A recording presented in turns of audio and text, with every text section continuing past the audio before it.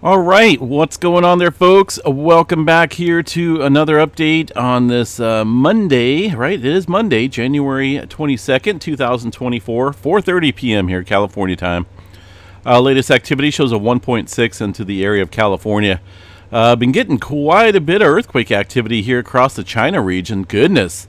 This activity coming in with a start of a 7.0 earthquake that struck out here in this area of China earlier this morning, and since then we've seen a lot of aftershock activity within this region here, so kind of keeping an eye on it. Could be building to maybe something bigger out here. We'll take a look at historical data here in a minute, but the 7.0 tapping out in the red within the pager system here in terms of the potential economic losses in this area. Now, it doesn't look like it's in a huge region of population density out here. A few folks did report feeling it away from the zone.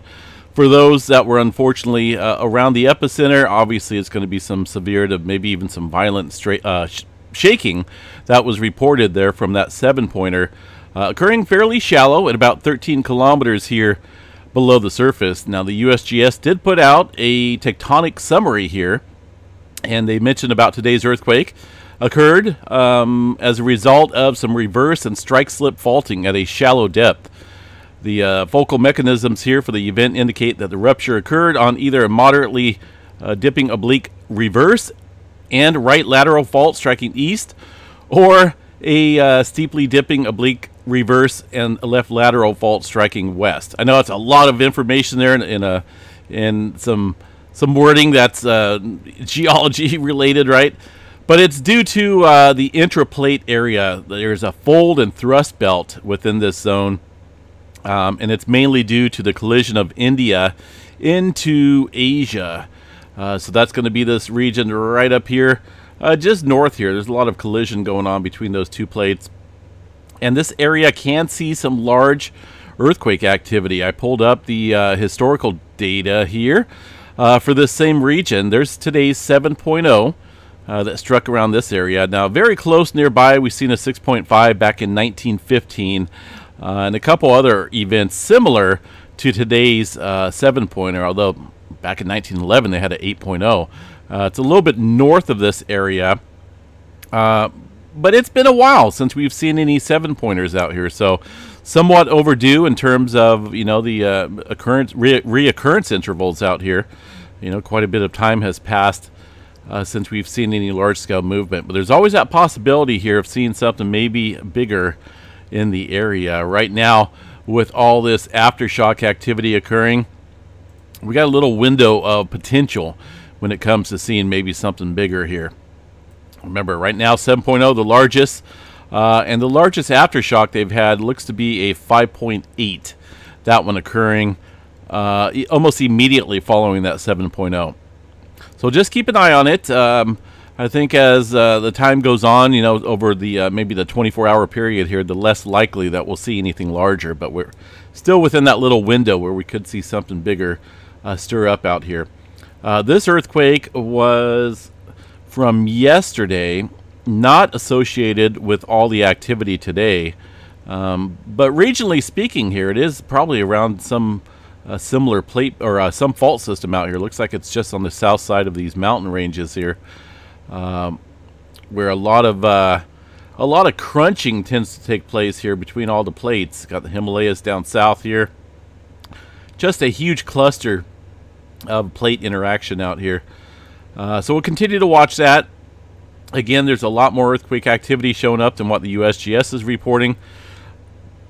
Some of that activity from the EMSC there in the 3 and lower 4 range, but we'll continue to watch that. As far as regional activity, see if we've got anything else going on here across this area.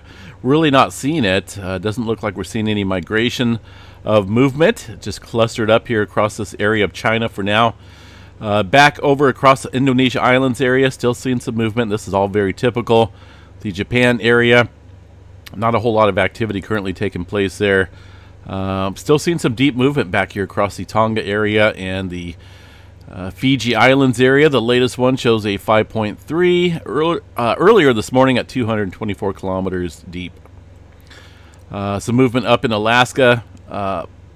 This area that did see that 5-pointer here a couple days ago is still showing some aftershock activity, but with a little less in terms of the multitude of quakes out here. We're looking at about 31 earthquakes, and they're kind of scattered out in terms of the time frame out here, so things are slowing down. But they're actually seeing quite a bit of earthquake activity out here. Coming up on, if we zoom into the area of interest, over 300 earthquakes here in this region that's seen that 5-pointer here just a few days ago. That was going to be a let's see, 5.3 just outside of Fairbanks right here, near this lodge right here. I think it's called the Aurora Lodge. Kind of cool name. I eventually want to see some auroras. It would be nice. So yeah, this sits outside of Fairbanks about 20 miles or so. That 5.3 was felt fairly broadly. But the key thing right now is keep an eye on all the aftershock activity. A little uncertain, though, on if we're going to see anything bigger from this movement. But it just definitely seems like a lot of aftershock activity for a 5-pointer. So we'll continue to watch that. Down south here across the states, some movement outside of Seattle. Nothing big going on there. We did have a little microquake pop up here on the Petrolia station there in Northern California, 1.3. Aside from that, handful of smaller quakes throughout the area today. No major swarms, no major unusual activity across the Yellowstone area here of Wyoming. Let's go check it out and see what we have here. Let's see. There's that.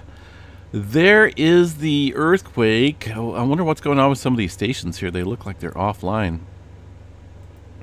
But this earthquake right here is going to be the one there in China. Now, this was not felt in China, but a 7.0, all the way around the other side of the globe, will show up on seismograph stations there. Look at that. That's a beautiful image there of that 7-pointer. Some S waves coming in there as well. So it looks like a few of those stations there at Yellowstone did pick up that seismic signature. Far as local seismic activity goes, it's hard to tell. A lot of these stations are offline here. I'm not for sure what's going on, but hopefully they get them working. I'm not seeing any local seismic activity because that would show up even locally here across these seismograph stations, so I'm not seeing it. All right, backing out of here, let's see what else we got here for the states. Movement around Texas and Oklahoma. Still getting the oil fields hit out here. And Texas still seeing earthquake activity. I'm kind of curious to see what we've seen here in the last 30 days of earthquake activity. About almost 500 earthquakes in the last 30 days of all magnitudes. This has just been a consistent deal out here with these oil fields, primarily this area out here in western Texas. There's a lot of wastewater disposal ponds out here, scattered out and about this area of Texas here. And, it's kind of showing a little trend here. It looks like maybe some of these earthquakes are migrating to maybe some inner regions out here of Texas. We'll have to watch this over the next few months, and maybe next couple of years to see how much of a migrational pattern we see with the pressure out here along the North American plate and in relation to these oil fields getting hit with time. Starting over here, but it seems like it's wanting to work its way further eastward. So we'll keep an eye on it. Let's see what else we got around the Caribbean plate here. Some movement across the Middle America Trench, Puerto Rico area. Well, this earthquake here in the Dominican Republic was from yesterday, 4-pointer. Puerto Rico area fairly quiet. Some newer movement here off the coast of Guatemala, including a 4.6 and a 4.5. Where's this? Ooh. Oh, let's see what we got going on here. I'm live, but you guys seen that, right? The USGS map just froze up for some reason. That is a little odd. Yeah, see, I'm live. Definitely live here. Haven't lost my KBs, but seems as though staying on that USGS map for a little bit, talking about it, I got cut off. I got the pulled plug. The plug pulled. There we go. My mind's a little crazy right now. I've been dealing with a whole bunch of schoolwork already. Spring semesters are in full effect, and goodness, it is crazy taking a few classes here. We'll chat about them later. So yeah, getting a little bit of activity stirring up out here across the area of the Middle America Trench. I was wanting to see this 4.8. Okay, that was down in Colombia this morning, it looks like. 148 kilometers deep. Fairly deep in that region. Let's see what else we got here. Hawaii. That was just odd. I'm glad you guys get to see some of the stuff, though. I've been right in the middle of an update before, and had the plug pulled on me. Literally just lost the internet here strictly to this computer system, while other items on my network remain active. So it's I don't know. There's still some shady stuff going on out here. Hawaii, Big Island of Hawaii, doesn't look like there's so much activity there today. Let's double check the hazard notification system from the HVO. This update was put out today and shows that the volcano is currently not erupting. Looks like maybe about 19 small magnitude earthquakes, less than the magnitude 2, were recorded beneath the caldera. Still really not seeing anything major going on yet. Although tilt remains high out here. Let's go check it out and see what we got for the tilt meter. Where'd it go? It looks like it got moved down the line there. What did I add up here? Oh, yeah. Hopefully these guys are working. Yes, they are. The Kilauea Volcano site from the USGS once again. I do want to check the UWE station here. We've been going up and up and up for a couple days now. This is the inflation chart there around the summit region of Kilauea Volcano. This is a nice inflation line right here. And this is the highest level seen since 2018, since the 2018 Kilauea eruption, which happened outside of the summit area around the Lanali Estates area. You guys remember that? That was a little crazy. I'm still leaning more towards the next eruption area to be south here, across the southwest rift zone potentially, or down here. So we'll have to watch that and see how the volcano wants to behave. But right now it's continuing to show inflation and repressurization there. The question is, how long is it going to continue to do that? Earthquake activity, a handful of earthquakes here around the Kilauea Volcano area. Some of these do look like they're distant, maybe around the Pahala area. But we'll continue to watch that. Of course, report back on anything that changes out here. South America. Let's see what else we got down here. 5.3 Chile. Relatively shallow up here. Got to watch this region up here across the subduction zone. This area can see some big time quake activity. Let's see here. There's that 6.6 that happened way underneath Brazil 2 days ago. Really haven't seen any adjustment here upstream, which is a little odd. Normally these deeper quakes will trigger some activity upstream here where the pressure tends to build. Not seeing anything up here. We've seen it adjusted down here, a little bit more shallower earthquake activity, but we'll continue to watch that. These deep earthquakes do trigger some larger quakes upstream on occasion. New Zealand, I don't really see anything going on down there for now. Iceland, what do we got going on for Iceland? Anything changing out there? I know we've been kind of watching that. I really haven't seen too much divergent boundary activity out here across the Atlantic, which could in turn lead towards further uptick here across the Iceland area. A little bit of swarming going on here offshore against these rift zone boundaries. Greenland sits up here. Still seeing a handful of smaller earthquakes, but we'll watch this area. Last time prior to the eruption here in Greenland, we've seen a huge uptick in earthquake activity within this zone and also south along the divergent boundaries, just south of the Iceland area, across this area down here around the Reykjanes Ridge and northward. So that right now is not really not seeing anything elevated, but we are seeing what looks like maybe some type of little swarming activity southwest here of Greenland. We'll keep an eye on that Far as any latest updated information here, let's go check it out from the Icelandic Meteorological Office here. It doesn't look like they put out anything. The last update was on the 19th, a couple days ago.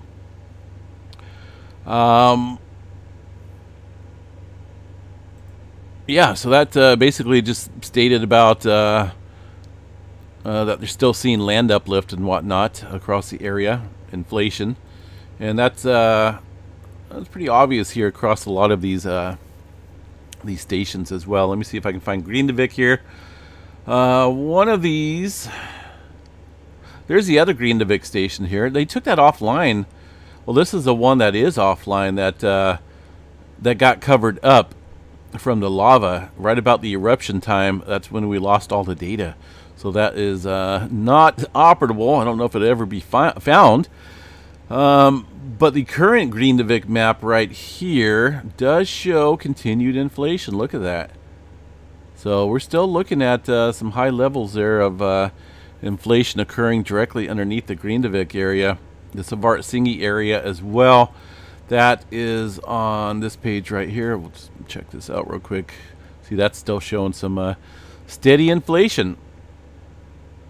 So I don't think we're over yet, but we'll watch for some earthquake activity and across the rift zones there, north and south of Iceland, see if that makes some adjustment there across the area of Greenland. We'll definitely watch it. 3.4 coming in near the Cruz Bay, U.S. Virgin Islands area right now. About 35 kilometers deep for that quake. All right, space weather activity. Goodness, we're looking at maybe some potential auroras tonight, right? Here's the forecast here from the Space Weather Prediction Center. NOAA.gov site. This is their experimental model. Talking about the view line here. Could see it down into, again, the northern tier states. Tomorrow, not so much. So, well, hold on a second here. Let's see here. This says tonight. But sometimes these guys go off of UTC time. Let me go back over here to the other space weather site. See what we got. So the G2 class storm is potentially going to happen tonight, right here, and then it looks like maybe tomorrow night as well. So those guys were going off of the UTC time. This is supposed to be, I guess, Tuesday night, right? Creation time, depending on where you're at on this planet, and if you go for the UTC time, this could be tonight or it could be tomorrow night. But according to the solar ham site, tonight's going to be right here, 18 to 24 on January 22nd UTC time. We're on the 23rd right now, UTC time of 0046. So we're past that.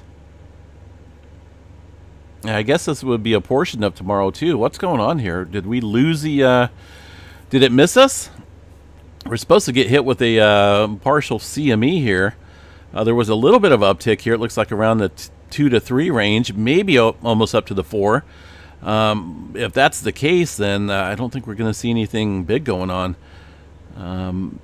because it may have just barely missed us with this level. Here's the current forecast. Not a whole lot there to look at in terms of the auroras right now. So it may have dodged us.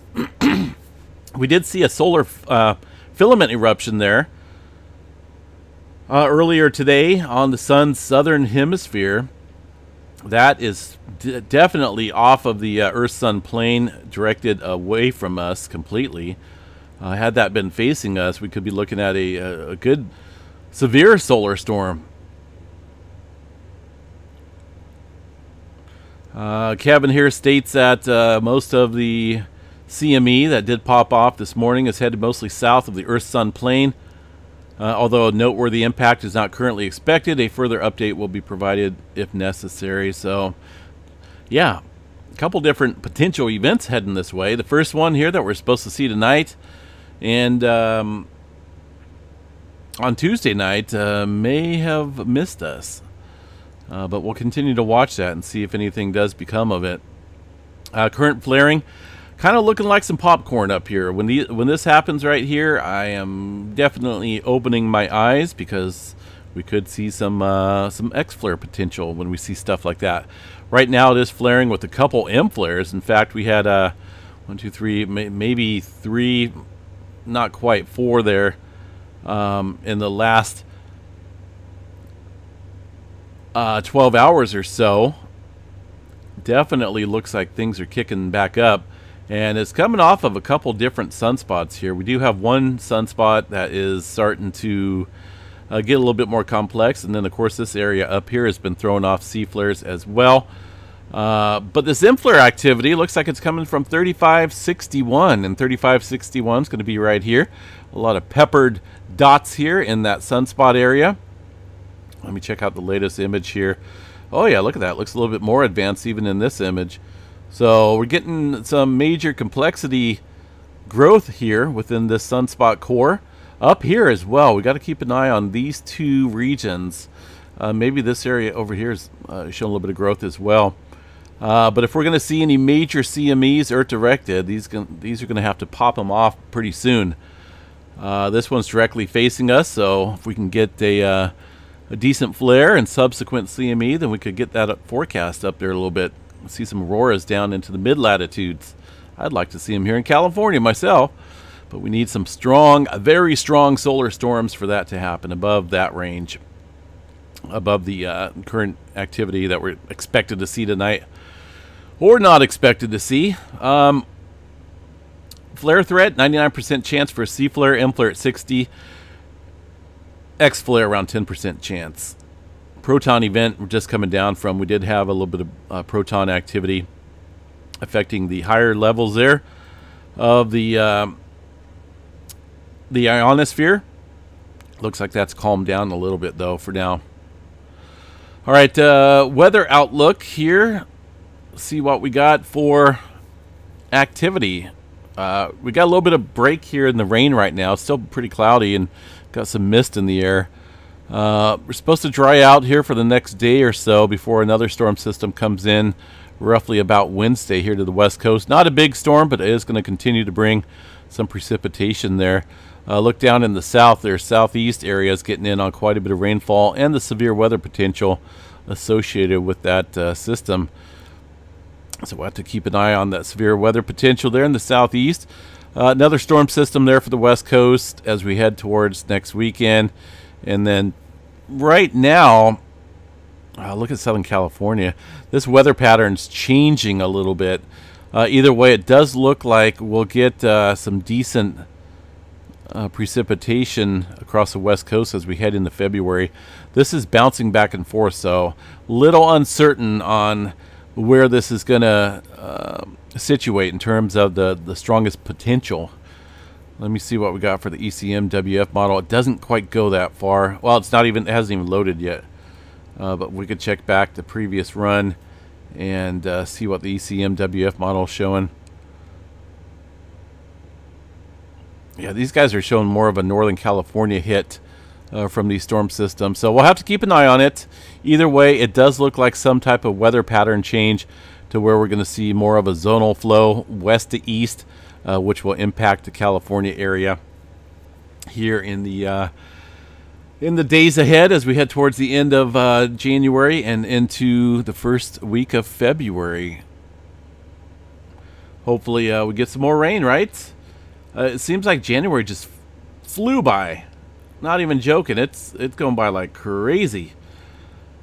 That's not a good sign. I like it when time slows down. Let's see what we got here for the 6 to 10 day map. Here's the temperature map. I think a lot of people like this, right? They don't want the cold.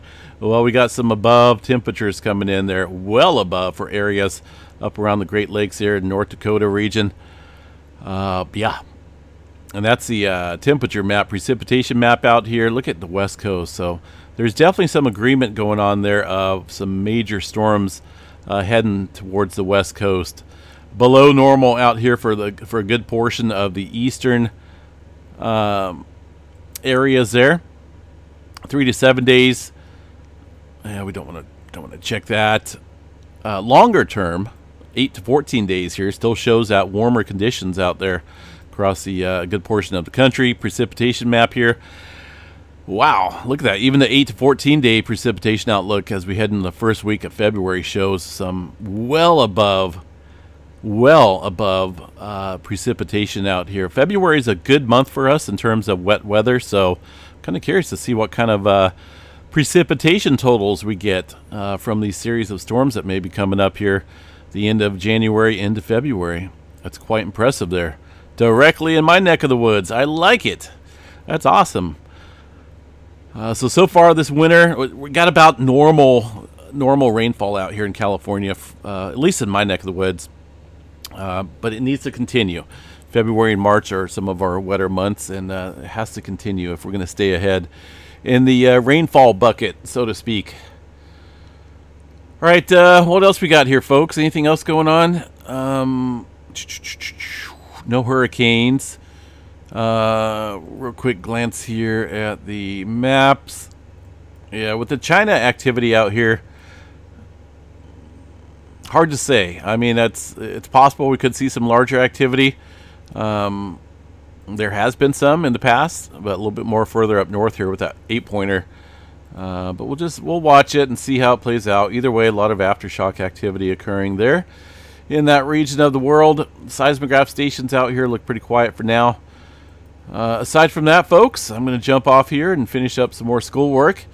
Taking a few different classes here. I've actually taken a couple administrative justice classes there with law enforcement, and a couple geography classes, which I utilize quite a bit here on the YouTube channel. That will help me as well. I've just been kind of refreshing and brushing up on a lot of my knowledge when it comes to earth science, physical science, and stuff like that. It's good to always refresh on stuff and maybe learn some more stuff that I may have missed or don't know. I definitely don't know everything. I don't claim to, but I do want to put forth the best and most factual information here to the viewers on this channel. And I can't help but think of any other better way than to further my education and work towards getting a master's degree in physical science. And that's what I'm doing and will continue to do until it's done. In the meantime, folks, I'm going to get back to it. Have yourself a good day. Catch you guys back here a little bit later.